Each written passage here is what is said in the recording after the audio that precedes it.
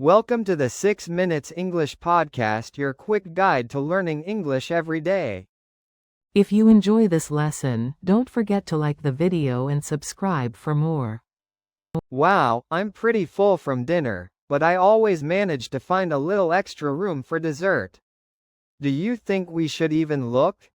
Oh, absolutely. It's practically a rule, isn't it? Dinner isn't truly over until dessert has been considered, at the very least.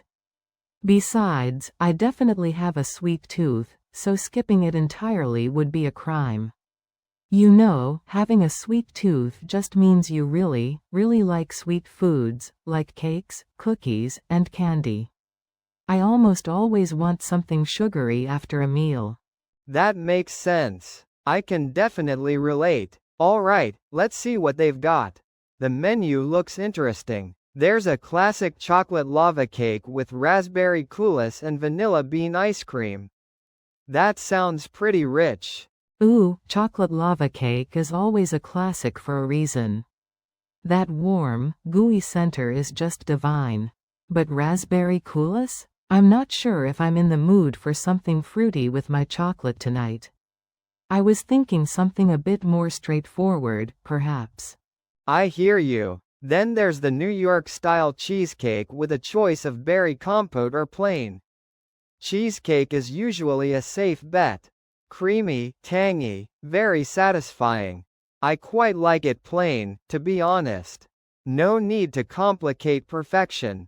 Cheesecake is good, very dependable. But sometimes it can be a bit heavy after a big meal, don't you think?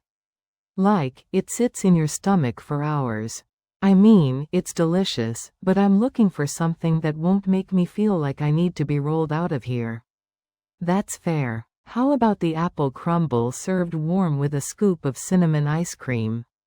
That sounds very comforting and perhaps a little lighter than cheesecake. Apple crumble is a strong contender. Warm, spiced apples, crunchy topping, and cinnamon ice cream sounds like a fantastic pairing. It feels like a very autumn kind of dessert, which is nice even though it's spring. It's a bit nostalgic, too. My grandmother used to make the best apple crumble. Yeah, it gives off those cozy vibes.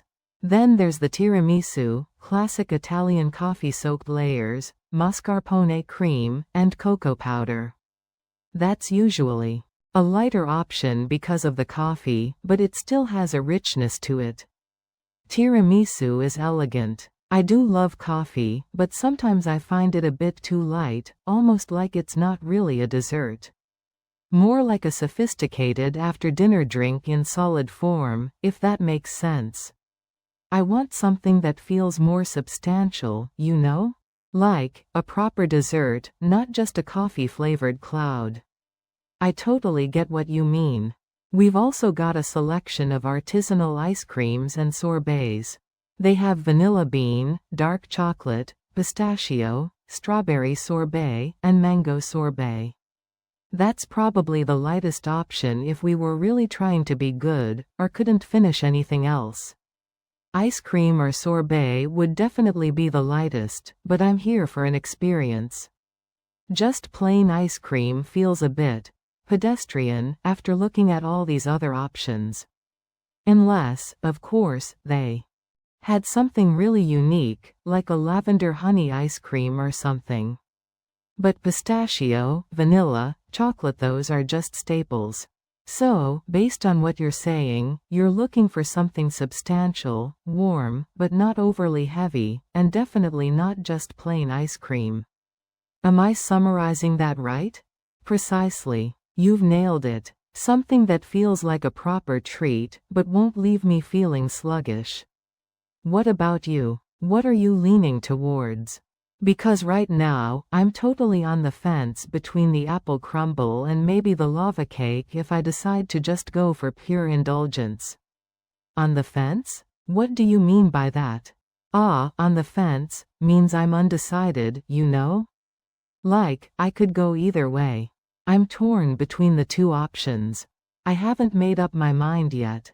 I'm literally balancing between two choices, not leaning heavily towards one or the other. It's a common phrase for indecision. Got it. That's a good one to know. Well, for me, I'm actually on the fence too, but between the chocolate lava cake and the tiramisu.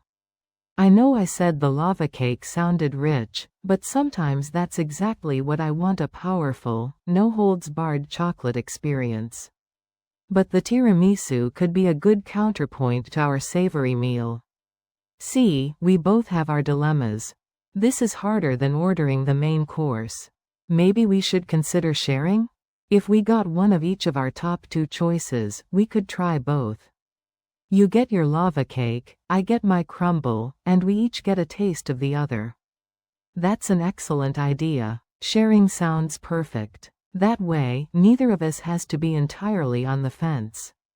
I'm thinking the lava cake for me, and then I'd definitely want a taste of your apple crumble. So, one classic chocolate lava cake for me. And for you, definitely the apple crumble with cinnamon ice cream? Yes, that sounds like a plan. Apple crumble with cinnamon ice cream, please. That really sounds like it will hit the spot after our dinner. You know, hit the spot means it's going to be perfectly satisfying, exactly what I'm craving. Like, it's going to fulfill that particular desire for something comforting and warm. I'm looking forward to it. Oh, that's a good one too. Yeah, the lava cake will definitely hit the spot for me. All right, I think we're ready. Excuse me, server? We're ready to order desserts, please. Yes, we've decided. We'll have one classic chocolate lava cake, please, and one apple crumble with cinnamon ice cream. And could we get those brought out together, please? Thanks so much. Me too. That chocolate lava cake is calling my name. This was a good decision. Good thing we have those sweet teeth of ours. Thanks for listening to English Boost. Remember, practice a little every day and you'll see big results. See you in the next episode.